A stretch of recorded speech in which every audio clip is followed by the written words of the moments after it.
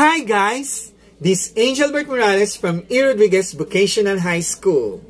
Welcome to General Statistics. Our main discussion for today is about the mean for group data. Before we start, be sure you have with you your pen and paper so that we can jot down notes. Okay, so in solving for the mean for group data, we'll be having, so the mean, the symbol for mean is x, and then we have the line here above. Then it is equal to the summation of fx all over n. So we have the f as the frequency. Okay? And x stands for class mark. Okay, so that's the class mark. Okay? So the class mark is the midpoint of the interval. Okay, we're going to discuss it later. So we have it here, a sample problem. So an interval. So we have here an interval 1 to 3, 4 to 6, 7 to 9. So the in-between of 1 and 3 is 2. Okay? So that is the class mark. And then we have the 5 and then 8. So these are class mark. So we get this at the midpoint of 1, 2, 3. So 2 is the midpoint. So that's why the class mark is 2. So 4, 5, 6. So 5 is the middle. So we have that. Okay. 7, 8, 9. So 8. Okay. Then these are the frequency presented. So 7, then 12, 14. Okay. Then we're going to add 7, 12, and 14.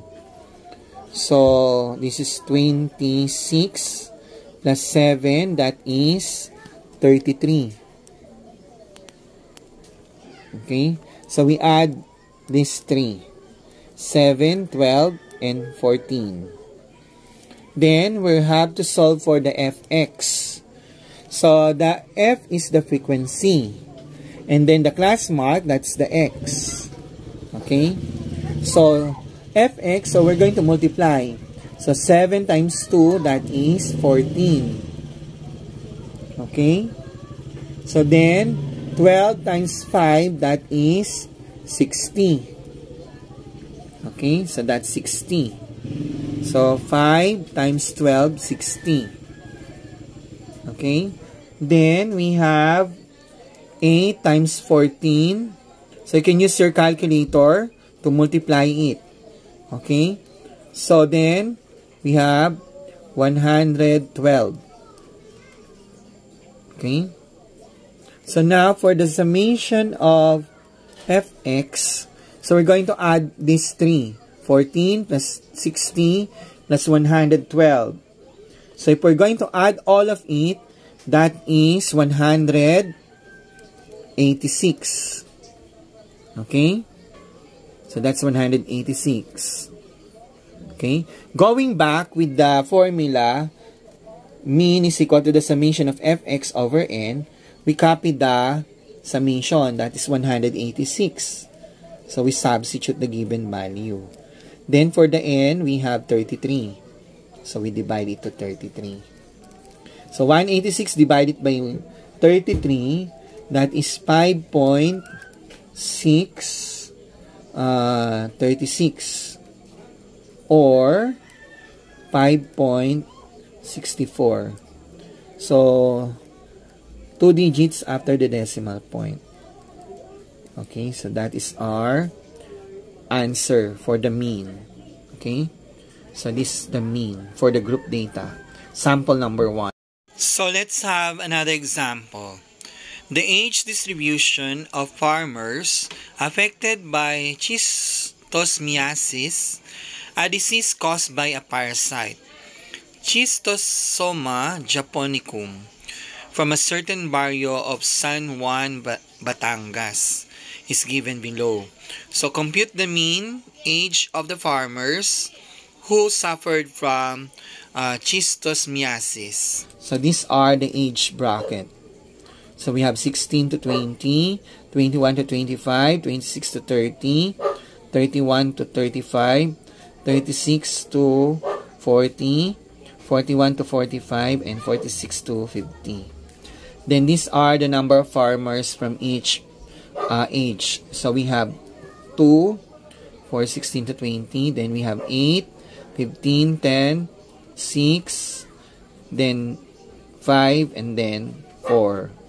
Then we're going to add all of it. So add all of it. Use the calculator. So the answer is 50. Okay? So now, for the x, how do we get the x? The x is the midpoint. So we have 16, 17, 18, 19, 20. So the midpoint, 16, 17, 18. So 18 is the midpoint. So the class mark is 18 here. Okay? Then we have here 23. Then we have 28. Then 33. Then 38. Then we have 43. Then we have 48. Okay? So this is our class mark. Okay, class mark. So for the fx, so we multiply this, no? So what do we have in this one, no? Okay, so 2 times 18, that is 36. Tama ba? 36. And then 8 times 23, that's 184. Then we have 420. Then 330. Then we have 228. So we multiply this, 228. Then we have 215. Then 4 times 48, 192. So then you get the summation of fx. So add all of this. Okay. So that's 1,605. Okay. So that is for the summation of fx. So now we can get the mean. The mean is equal to the summation of fx over n. So the summation of fx, 1,605 all over 50. Okay, so we get that, and then we get it here. So we divide this. Our answer is 32.1. Okay, so that's the final answer. Okay, now for the next problem. On arriving in Boracay Beach in Aklan, a sample of 60 vacationers is asked about their age by the Tourist Bureau. The sample information is organized into the following frequency distribution. So compute the mean age. So the age is 11 to 20, 21 to 30, 31 to 40, 41 to 50, 51 to 60, 61 to 70, 71 to 80. Then these are the frequency. So number of hepatitis cases for the vacationer, no? So this is for the vacationer. Okay. So this is the vacationer. Number of vacationer.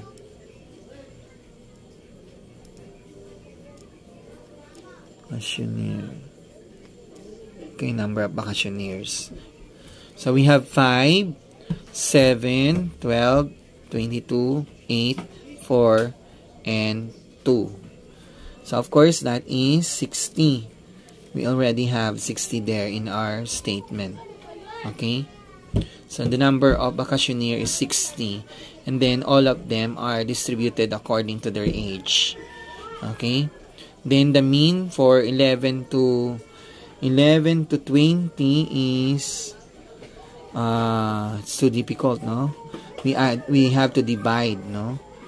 So that is 15.5. Okay? So 15.5 between 15 and 16. That's why that's 15.5. So then this is 25.5. Okay? Then what's next? So 25.5. Then we have 35.5. And then 45.5. Then 55.5. Then 65.5. 65.5. Then we have 75.5. So we get these at the midpoint of these ages. Okay? So 15.5.